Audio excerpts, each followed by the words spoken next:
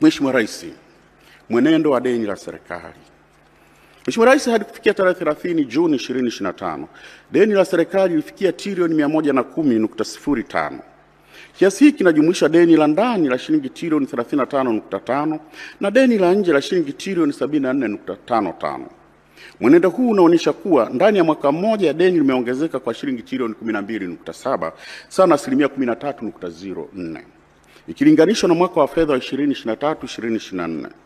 Ongezeko hili limechangiwa zaidi kwa kuongezeka kwa mikopo ya nje pamoja na kushuka kwa thamani ya shilingi dhidi ya dola ya Marekani, ambao kushuka kwa thamani kumechangia ongezeko la deni la shilingi trilioni 2 kutokana na exchange rate.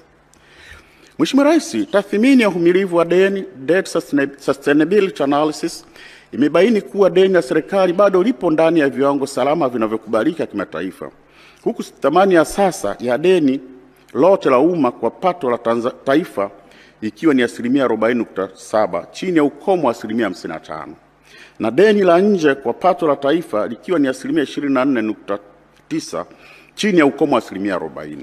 Aidha, uwiano wa deni la nje kwa mauzo ya nje ni asilimia 125.5 ambao bado upo ndani ya kiwango cha asilimia 180. Viashiria hivi pamoja na ukuaji